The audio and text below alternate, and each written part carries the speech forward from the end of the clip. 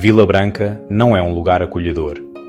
Fica no alto das montanhas frias, muitas vezes escondida por uma neblina espessa e persistente. As ruas são estreitas e de pedra, gastas pelo tempo e pela tristeza. As casas se amontoam, como se buscassem proteção dos ventos gelados que sussurram pelos becos. Esse isolamento cria uma sensação de constante desconforto entre os poucos que ainda vivem aqui. Dizem que a neblina carrega mais do que apenas umidade. Ela carrega memórias e avisos de um passado que se recusa a morrer. O próprio ar parece pesado, saturado de medos não ditos e lendas antigas que se agarram ao tecido da cidade. No alto de uma colina, com vista para o assentamento tranquilo, fica o bairro mais antigo. É aqui que o medo é mais forte. As casas aqui são escuras, com janelas como olhos vazios olhando para a névoa. É um lugar que as pessoas evitam, especialmente depois do anoitecer. As crianças são ensinadas a não vagar por essas ruas e os adultos passam apressados, de cabeça baixa, o coração batendo forte. O silêncio nesta parte da cidade é profundo, quebrado apenas pelo ranger de uma placa antiga ou pelo uivo distante do vento. É aqui que nasceu a história mais aterrorizante de Vila Branca, uma história que ainda faz as almas mais corajosas tremerem no escuro. Elias Moura já foi um homem respeitado em Vila Branca. Ele era o relojoeiro da cidade, um mestre em engrenagens e molas. Suas mãos eram firmes, seus olhos aguçados. Ele conseguia dar vida a qualquer relógio quebrado. Sua loja era um lugar de conforto, repleta do tic-tac suave de incontáveis relógios, cada um testemunho de sua habilidade e paciência. Elias era um homem quieto, mas tinha um amor profundo e duradouro por sua esposa, Clara. Ela era o sol em seu mundo tranquilo, seu riso a melodia mais doce, muito mais preciosa do que qualquer carrilhão de seus relógios. O amor deles era uma pequena e quente luz na cidade fria e cinzenta. Clara era o coração da vida de Elias. Sua presença enchia sua pequena casa com um calor que desafiava o frio da montanha. Ela adorava o cheiro de madeira velha e óleo de sua oficina, e muitas vezes sentava com ele por horas, observando seu trabalho delicado. Seu sorriso podia apagar qualquer preocupação de sua mente. Eles sonhavam com um futuro juntos, de envelhecerem cercados pelo ritmo constante dos relógios.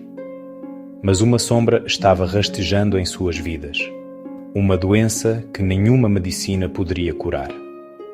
Começou sutilmente, uma tosse persistente, um cansaço crescente, roubando lentamente a luz de seus olhos e a força de seu corpo. A doença tomou conta de Clara rapidamente. A mulher vibrante que enchia a vida de Elias de alegria começou a definhar.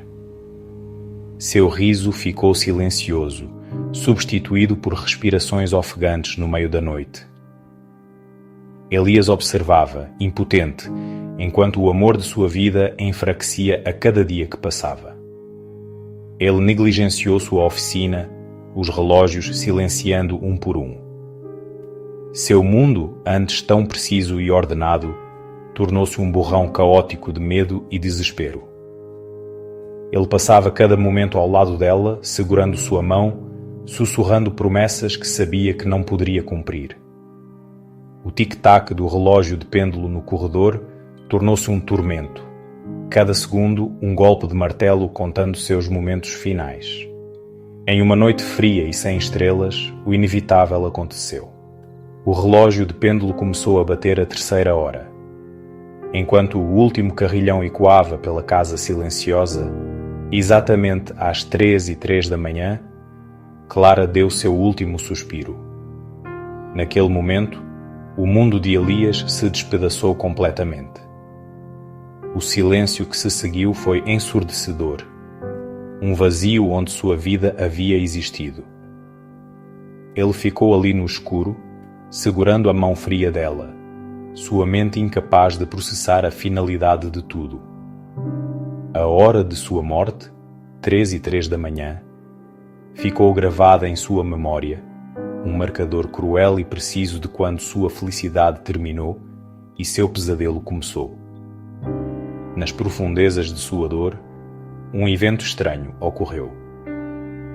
Um grande e ornamentado espelho pendurado em seu quarto de repente rachou. Uma única linha irregular dividiu o vidro de cima a baixo, bem no centro. Elias olhou para ele, seu coração batendo com um novo tipo de medo. Parecia um presságio terrível, como se a própria casa estivesse de luto pela morte de Clara. A rachadura distorcia seu reflexo, dividindo seu rosto ao meio. Ele via não apenas sua própria dor no vidro fraturado, mas algo mais frio e sinistro, olhando para ele das profundezas escuras e estilhaçadas do espelho. A partir daquele dia, Elias era um homem mudado. O habilidoso relojoeiro que outrora comandava o tempo era agora seu prisioneiro. Ele ficou obcecado com o espelho rachado. Ele ficava parado diante dele por horas, conversando com o reflexo fraturado que ele acreditava conter um pedaço do espírito de Clara. Ele parou de comer, dormir e falar com quem tentava visitá-lo. Os moradores da cidade viam sua figura magra pela janela, uma silhueta solitária conversando com o vidro quebrado. Sua dor havia-se transformado em uma obsessão sombria, puxando-o cada vez mais para longe do mundo dos vivos e mais fundo nas sombras de sua própria mente. O isolamento de Elias Moura tornou-se absoluto. Ele trancou as portas de sua oficina e de sua casa, silenciando os sussurros preocupados de seus vizinhos. A casa, antes tão arrumada, caiu em desuso, a poeira se acumulando nos relógios silenciosos. Sua única companhia era o espelho rachado. Ele acreditava que, se olhasse por tempo suficiente, poderia atravessar a fronteira fraturada e estar com Clara novamente. Então, uma manhã, a casa estava vazia. A porta da frente estava escancarada, balançando estranhamente ao vento. Elias havia sumido. Ele desapareceu sem deixar vestígios, deixando para trás apenas seus relógios silenciosos e o sinistro espelho rachado pendurado na parede do quarto. A casa vazia se tornou uma fonte de curiosidade mórbida. Depois de algum tempo, uma nova família, sem saber da tragédia, mudou-se para a casa do relojoeiro. Eles foram atraídos pelo preço baixo e pelo charme pitoresco do antigo edifício.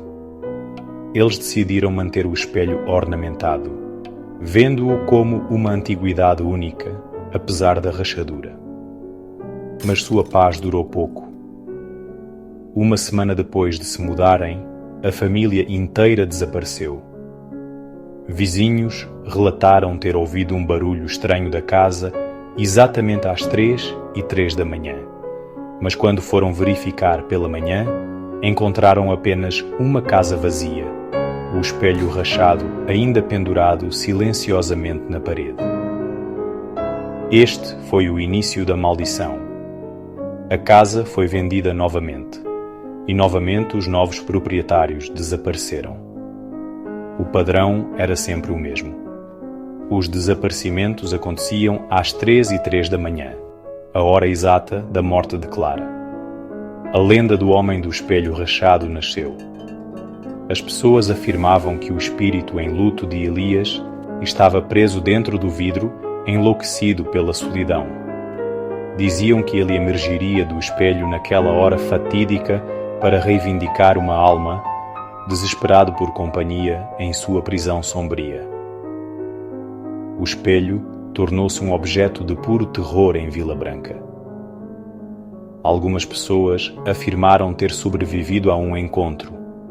Um jovem que uma vez ousou passar uma noite na casa contou uma história assustadora. Ele disse que, quando o relógio bateu 3, o ar ficou gelado.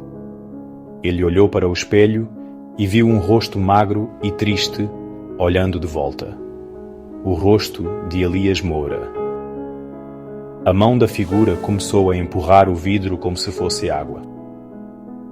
O jovem fugiu aterrorizado, nunca mais olhando para trás.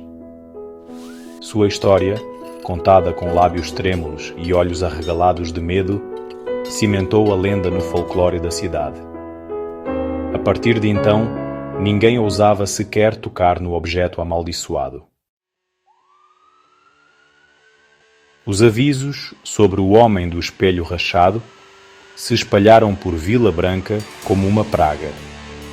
Foram pintados nas paredes, sussurrados nas tavernas e ensinados às crianças como uma sombria canção de ninar. Nunca pegue o que o relojoeiro deixou para trás, diziam os mais velhos. A dor dele é uma coisa faminta. A regra principal era simples. Nunca, em hipótese alguma, traga o espelho rachado para sua casa. Acreditava-se que o próprio espelho era um portal, e movê-lo era um convite para o espírito de Elias atravessar para a sua vida. A maldição estava ligada não apenas à casa, mas ao próprio objeto. Para se protegerem, o povo de Vila Branca desenvolveu um conjunto de rituais. Eles penduravam pequenos espelhos intactos em suas portas da frente para repelir o espírito quebrado de Elias. Dizia-se que o homem do espelho rachado não suportava ver um reflexo inteiro, pois isso o lembrava do que havia perdido. Outra regra era parar todos os relógios da casa antes de dormir, para que a hora das 3:03 nunca fosse oficialmente marcada. Era uma tentativa desesperada de enganar o tempo, de impedir que o momento preciso da ativação da maldição chegasse. Essas superstições se tornaram a lei da terra. Ao longo dos anos, a lenda cobrou seu preço. Vila Branca é agora uma sombra de seu antigo eu. Muitas famílias se mudaram, buscando cidades não assombradas por um fantasma tão específico e implacável. O bairro Alto está quase completamente deserto, uma cidade fantasma dentro de uma cidade fantasma. As casas estão vazias e em ruínas, suas janelas escuras e suas portas seladas.